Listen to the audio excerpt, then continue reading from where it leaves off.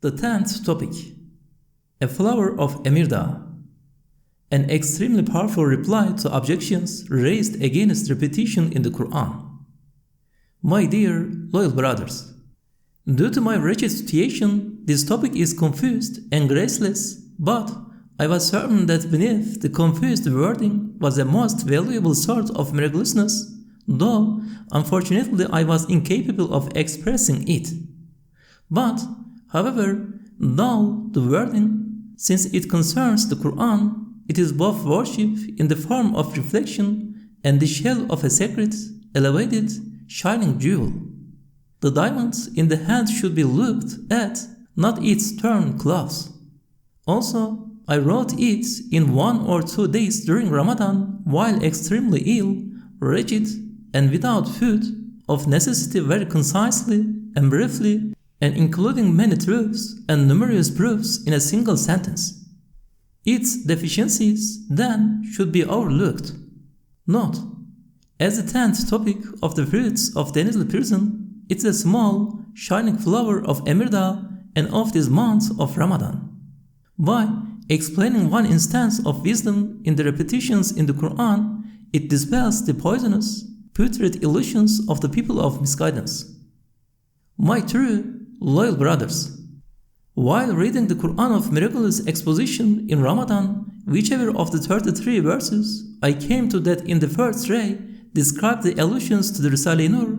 I saw that the page and stir of the verse also look to the Risale-i Nur and its students to some extent, insofar as they have a share in the story. Particularly the light verses in Surah Al-Nur, just as they point to the Risale-i Nur with 10 fingers, so the darkness verses following it point directly at those opposing it. This affords a further share. Quite simply, I understood that this station rises from particularity to universality, and that one part of that universality is the Risale-i Nur and its students. Indeed, in regard to the breadth, exaltedness, and comprehensiveness that the Qur'an's address receives from firstly the extensive station of the universal domicility of the pre-eternal speaker, and from the extensive station of the one addressed in the name of mankind, indeed of all beings, and the most extensive station of all mankind's guidance in all the centuries, and from the station of the most elevated comprehensive expositions of the divine laws concerning the regulation of this world and the hereafter, and the heavens and the earth, and pre-eternity and post-eternity, and the domicility of the creator of the universe, and of all beings, this address displays such an elevated miraculousness and comprehensiveness that both its apparent and simple level, which flatters the simple minds of ordinary people, the most numerous group the Qur'an addresses, and its highest level, partake of it. Addressing every age and every class of people in its stories and historical narratives, it does not recount one part or one lesson from them, but points out elements of a universal principle as though it were newly revealed. Particularly, its often repeated threats of the wrongdoers, and its severe expositions of calamities visited on the heavens and the earth, the punishment for their wrongdoing with this, and the retribution visited on the Ad and Samud peoples and on Pharaoh, it draws attention to the unequaled wrongs of this century, and with the salvation of prophets like Abraham, peace be upon him, and Moses, peace be upon him, gives consolation to the oppressed believers. Indeed, all past time and the departed ages and centuries, which in the view of heedlessness and misguidance form a fearsome place of non-existence and a grievous, ruined graveyard, the Qur'an of miraculous exposition shows to every century and class of people in the form of living instructive pages, strange worlds, living and endowed with spirits and existent realms of the Sustainer which are connected with us. With an elevated miraculousness, it sometimes conveys us to those times and sometimes brings those times to us, infusing with life the universe, which in the view of misguidance is lifeless, wretched, dead, and a limitless wasteland revolving amid separation and disease, With the same miraculousness, the same Qur'an of mighty stature raises to life those dead beings, makes them converse with each other as officials charged with duties, and hasten to the assistance of one another. It instructs mankind, the jinn, and the angels in true, luminous, and pleasurable wisdom. For sure, then, it acquires sacred distinctions like there being 10 merits in each of its letters, and sometimes 100, 1,000, or thousands of merits, and if all men and jinn were together, their being unable to produce the like of it, and it speaking completely appropriately with all mankind and all beings, and it's all the time being inscribed with eagerness in the hearts of millions of hafizas, and it's not causing weariness through its frequent and numerous repetitions, and despite its many obscure passages and sentences, it's being settled perfectly in the delicate and simple heads of children, and it's being agreeable like Zamzam water in the ears of the sick, the dying, and those distressed by a few words, and it's gaining for its students happiness in this world and the next. Its smoothness of style, which, observing exactly its interpreters being unlettered, allows for no bombast, artificiality, or affectedness, and its descending directly from the heavens demonstrate a fine miraculousness. So too, it shows a fine miraculousness in the grace and guidance of flattering the simple minds of ordinary people, the most numerous of the classes of men, through the condescension in its expression, and mostly opening the clearest and most evident pages, like the heavens and earth, and teaching the wondrous miracles of power and meaningful lines of wisdom beneath those commonplace things. By making known that it is also a book of prayer and summons, of invocation and divine unity, all of which require repetition, it demonstrates a sort of miraculousness by making understood in a single sentence and a single story through its agreeable repetitions numerous different meanings to numerous different classes of people. Similarly, by making known that minor and unimportant things in ordinary, commonplace events are within its compassionate view and the sphere of its will and regulation, it demonstrates a sort of miraculousness. For it attaches importance to even minor events involving the companions of the Prophet when Islam was being established and the Sharia codified, and those events being universal principles and general, and their producing most important fruits, as though they were seeds. With regard to repetition being necessary due to the repetition of need,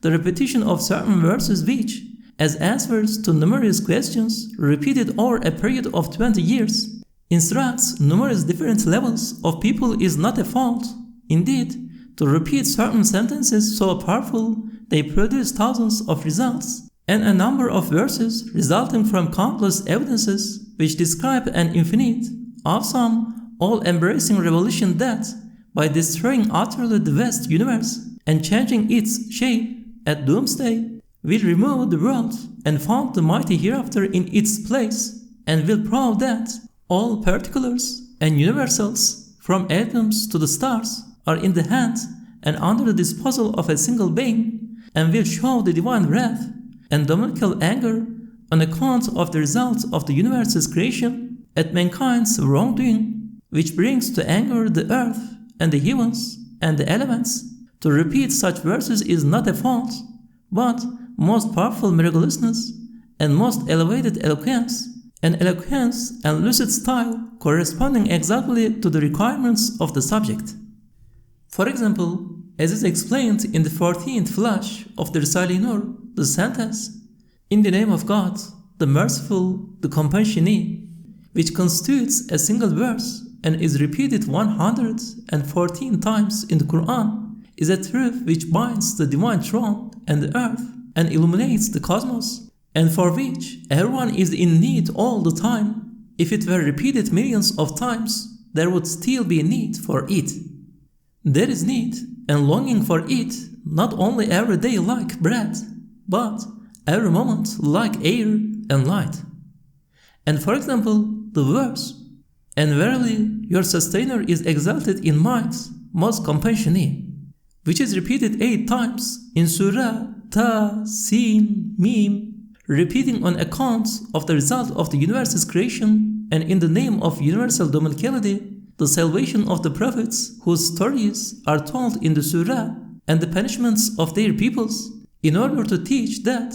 dominical dignity requires the terms of those wrongdoing peoples, while divine compassion requires the prophet's salvation, is a concise, miraculous, and elevated miraculousness for which, if repeated thousands of times, there would still be need and longing. And for example, the verse, "Then which of the favors of your sustainer will you deny?" which is repeated in Surah Ar-Rahman, and the verse, "Woe that they to the rejectors of truth," in Surah Al-Mursalat, shout out threateningly to mankind and the jinn across the centuries and the heavens and the earth, the unbelief, ingratitude, and wrongdoing of those who bring the universe and the heavens and earth to anger, spoil the results of the world's creation, and deny and respond slightingly to the majesty of divine rule, and violate the rights of all creatures. If a general lesson thus concerned with thousands of truths and of the strength of thousands of matters were repeated thousands of times, there would still be need for it and its awe-inspiring conciseness and beautiful, miraculous eloquence. And for example, the repetition of the phrase,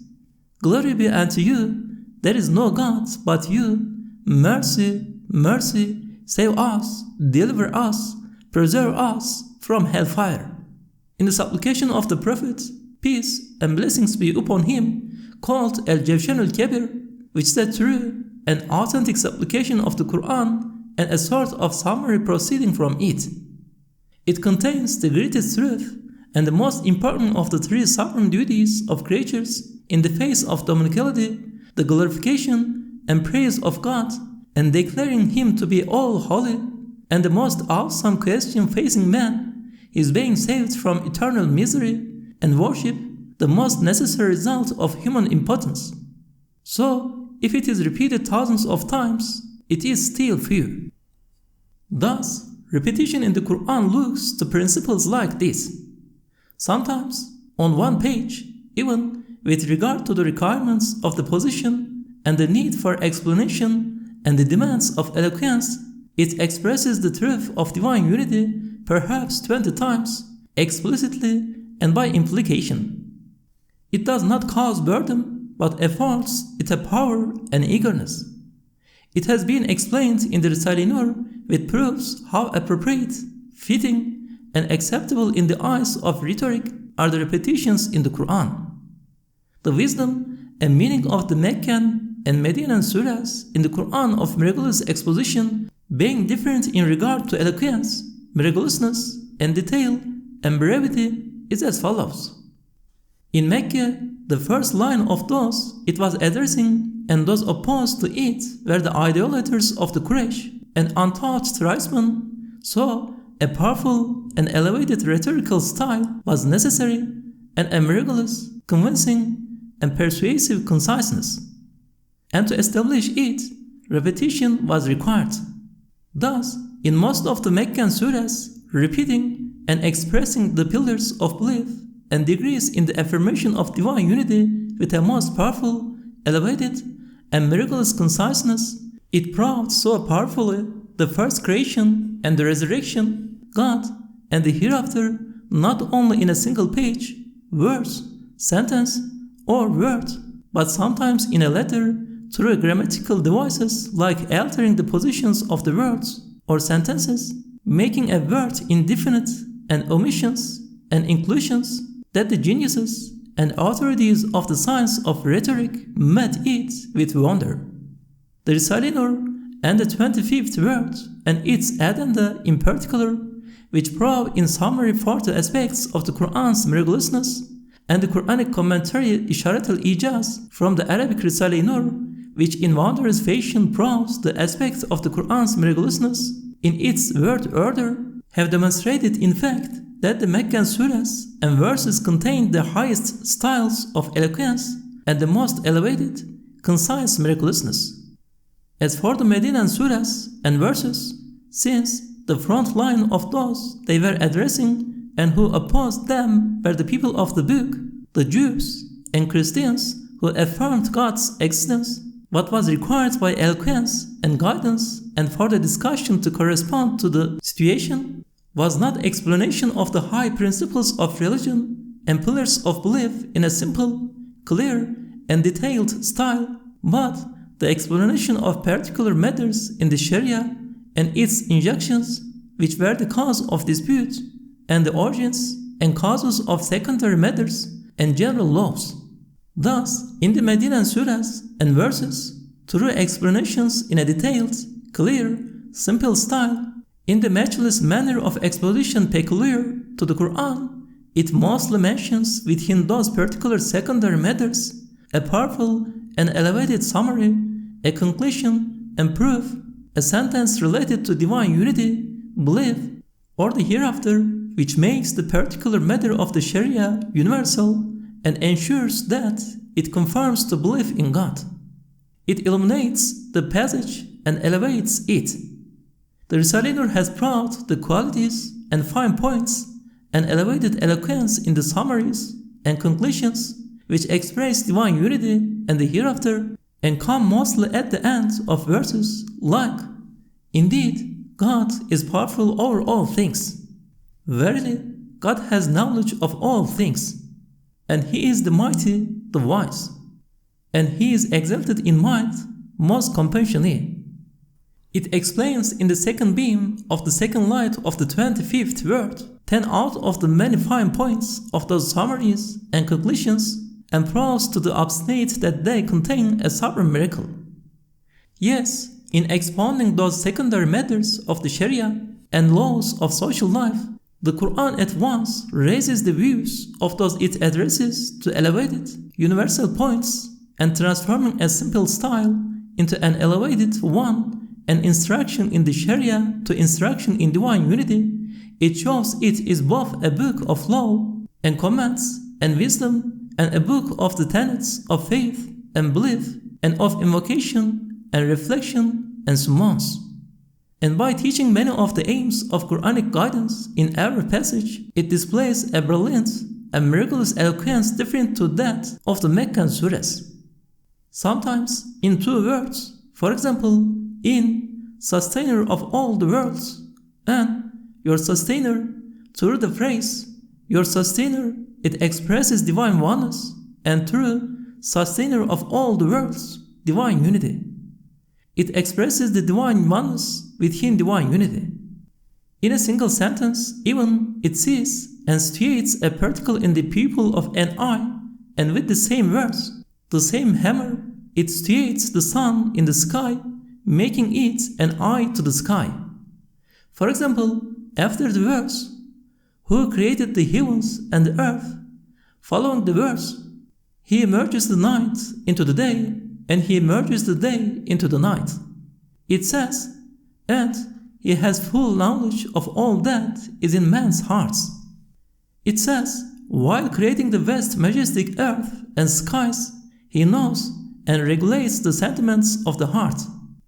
With an exposition of this sort, it transforms that simple, unlettered level and particular discussion which takes into account the minds of ordinary people into an elevated, attractive, and general conversation for the purpose of guidance. A question. Sometimes an important truth is not apparent to a superficial view, and in some positions the connection is not known when a concise phrase expounding divine unity or a universal principle is drawn out from a minor, ordinary matter, and it is imagined to be a fault. For example, to mention the extremely elevated principle, "and over all endued with knowledge, one knowing." When Joseph, peace be upon him, seized his brother through subterfuge, does not appear to be in keeping with eloquence. What is its meaning and purpose? The answer: in most of the long and middle-length surahs, each of which is a small Qur'an, and in many pages and passages, not only 2 or 3 aims are followed, for by its nature the Qur'an comprises many books and teachings, such as being a book of invocation, belief, and reflection, and a book of law, wisdom, and guidance. Thus, since it describes the majestic manifestations of divine dominicality and its encompassing all things, as a sort of recitation of the mighty book of the universe, it follows many aims in every discussion and sometimes on a single page. While instructing in knowledge of God, the degrees in divine unity, and the truths of belief, with an apparently weak connection, it opens another subject of instruction in the following passage, joining powerful connections to the weak one. It corresponds perfectly to the discussion and raises the level of eloquence. A second question: what is the wisdom in and purpose of the Qur'an proving and drawing attention to the hereafter, divine unity, and man's rewards and punishments thousands of times, explicitly, implicitly, and elusively, and teaching them in every surah, on every page, and in every discussion? The answer: it would not be excessive if the Qur'an were to draw attention to them thousands or even millions of times, for it does so in order to teach men concerning the most momentous matters in the sphere of contingency and the revolutions in the universe's history, and the most important, most significant, most awesome matters related to his duties, which, since he has undertaken to sovereign trust and vastness of the earth, will lead to either his perdition or everlasting happiness, and in order to remove his countless doubts and to smash his violent denials and obduracy, indeed, to make men affirm those awesome revolutions and submit to those most necessary essential matters, which are as great as the revelations. Indeed, those discussions in the Qur'an are read millions of times, and they do not cause burden, nor does the need cease. For example, since the verse, "For those who believe and do righteous deeds are gardens beneath which rivers flow, they will dwell there forever," announces the good news of eternal happiness and saves from the eternal extinction of death, which every moment shows itself to wretched man, both himself and his world, and all those he loves, and gains for them an everlasting sovereignty. If it were repeated thousands of millions of times and given the importance of the universe, it still would not be excessive nor lose its value. Thus, in teaching innumerable, invaluable matters of this sort, and endeavoring to persuade, convince, and prove the occurrence of the awesome revolutions that will destroy the present form of the universe and transform it as though it were a house, the Qur'an of miraculous exposition certainly draws attention to those matters thousands of times, explicitly, implicitly, and elusively, and this is not excessive, but renews the bounty which is like an essential need, the same as the essential needs of bread, medicine, air, and light are renewed. And for example, as is proved decisively in the Risale-i Nur, the wisdom in the Qur'an repeating severely, angrily, and forcefully threatening verses like, "For wrongdoers there is a grievous penalty, but for those who reject God, for them will be the fire of hell," is that man's unbelief is such a transgression against the rights of the universe and most creatures that it makes the heavens and earth furious and brings the elements to anger, so that they deal blows on those wrongdoers with tempest and storm. According to the clear statements of the verses, "And when they are cast therein, they will hear the terrible drawing in of its breath as it blazes forth, almost bursting with fury. Hell so rages at those iniquitous deniers that it almost disintegrates with fury."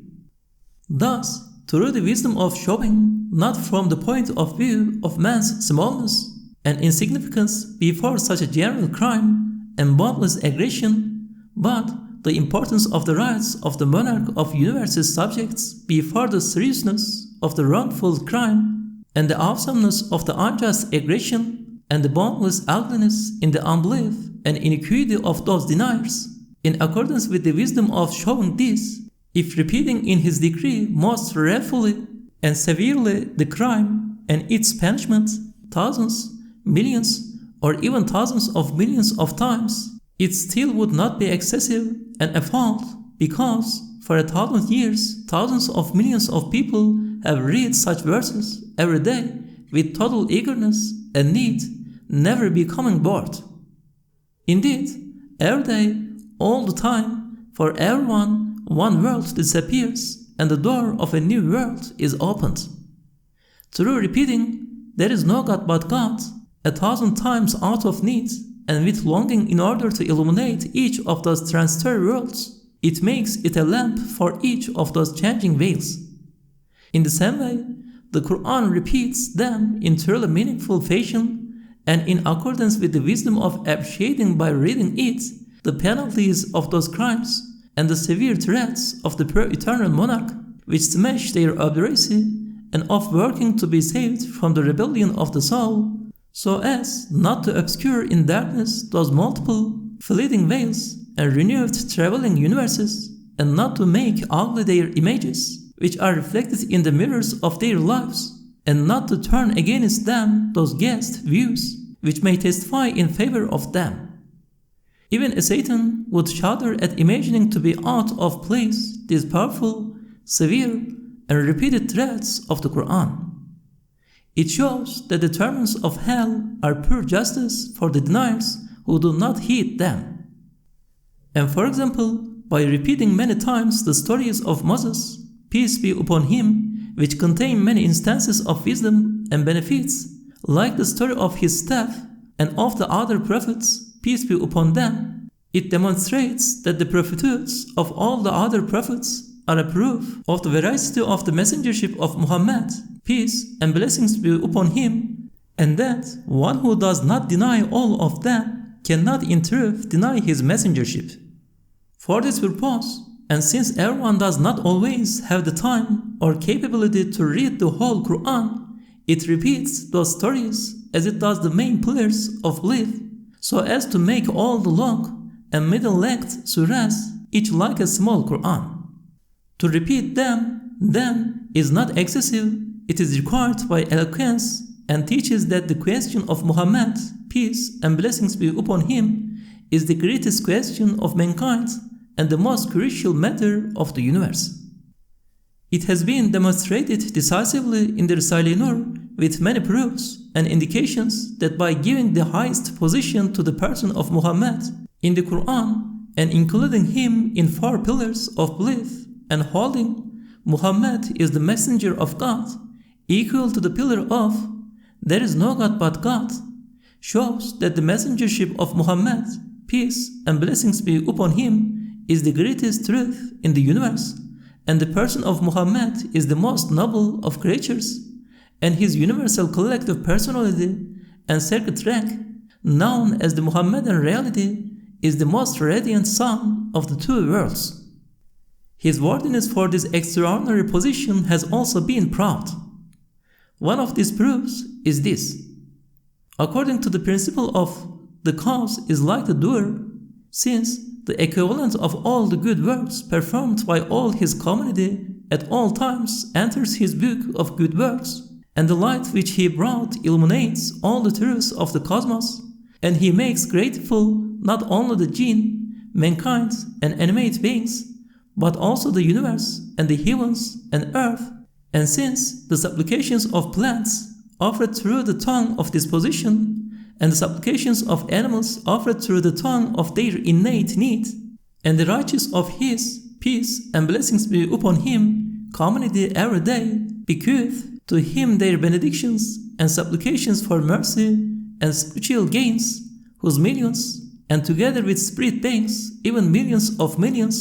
unrejectable supplications are accepted, as we actually witness with our eyes. And since each of the 300,000 letters of the Qur'an yield from 100 to 1,000 merits, only with regard to the recitation of the Qur'an by all his community, infinite numbers of lights enter the book of his deeds. The one all-knowing of the unseen saw and knew that the Muhammadan, peace and blessings be upon him, reality, which is his collective personality, would in the future be like a tuba tree of paradise, and in accordance with that rank, accorded him supreme importance in the Qur'an, and in his decree showed the following of him and receiving of his intercession through adhering to his illustrious sunnah to be one of the most important matters concerning man. And from time to time, he took into consideration his human personality and human state in his early life, which was a seed of the majestic Tuba tree. Thus, since the truths repeated in the Qur'an hold such value, all sound natures will testify that its repetitions represent a powerful and extensive miracle. Unless, that is to say, a person is afflicted with some sickness of the heart and malady of the conscience due to the plague of materialism and is included under the rule, a man denied the light of the sun due to his diseased eye. His mouth denied the taste of water due to sickness. Two additions which form a conclusion to the 10th topic. The first, 12 years ago, I heard that a fearsome, obdurate atheist had devised a conspiracy against the Qur'an, which was to have it translated. He said, the Qur'an should be translated so that everyone can know just what it is.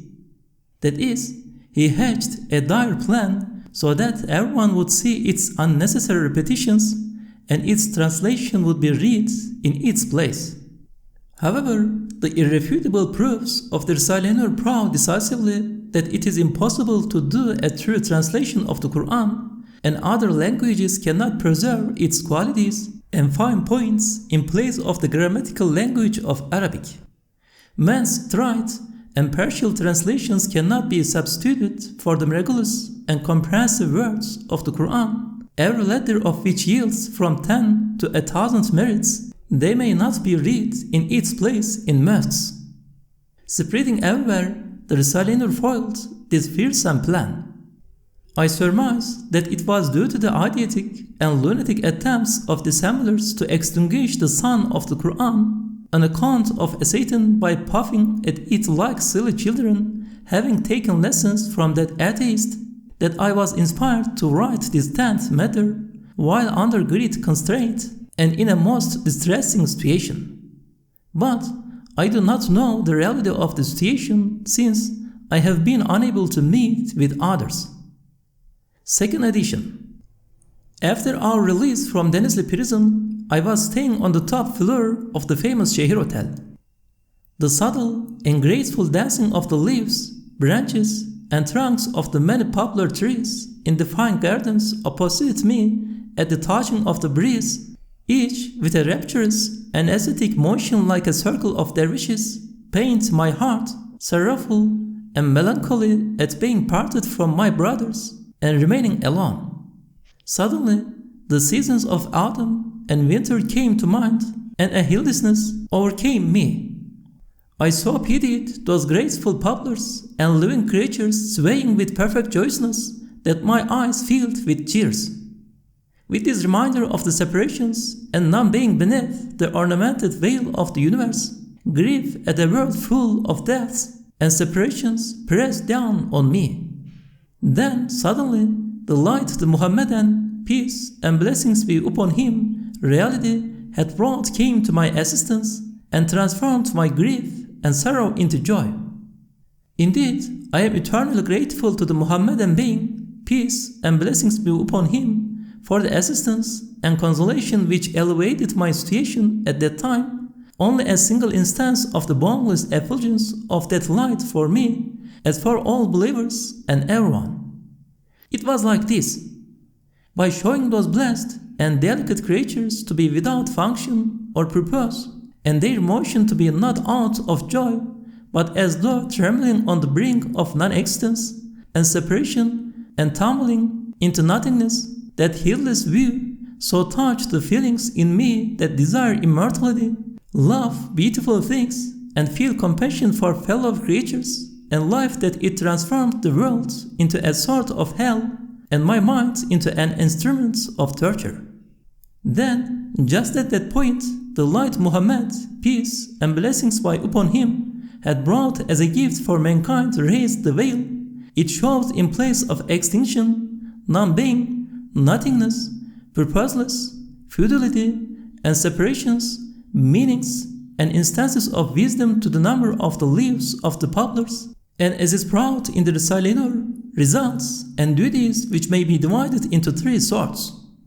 The first sort looks to the all glorious maker's names. For example, if a master craftsman makes a wondrous machine, everyone applauds him, saying, "What wonders God has built!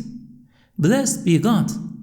Similarly, the machine congratulates the craftsman through the tongue of its disposition by displaying perfectly the results intended for it.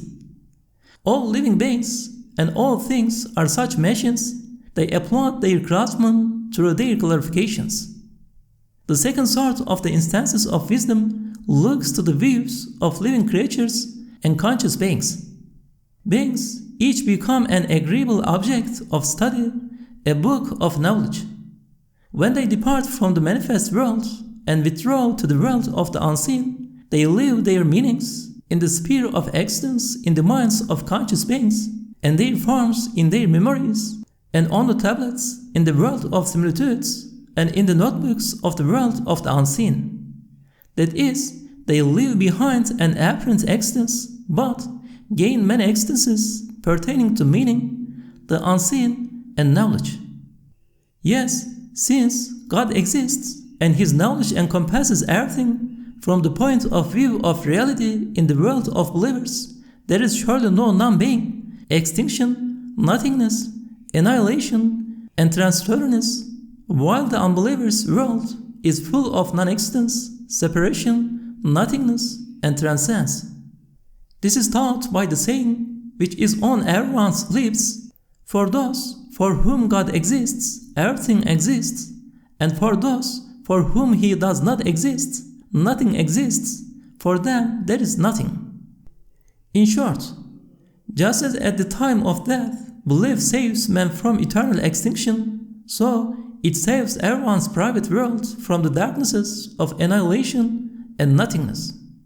Unbelief, however, and especially if it is absolute unbelief, sends man and his private world to non-existence with death and casts him into infernal darknesses.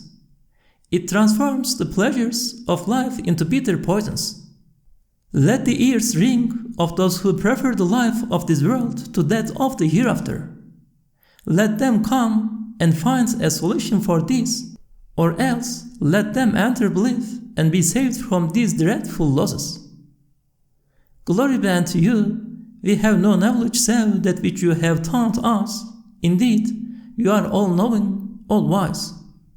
From your brother, who is in much need of your prayers and misses you greatly, Said Nursi.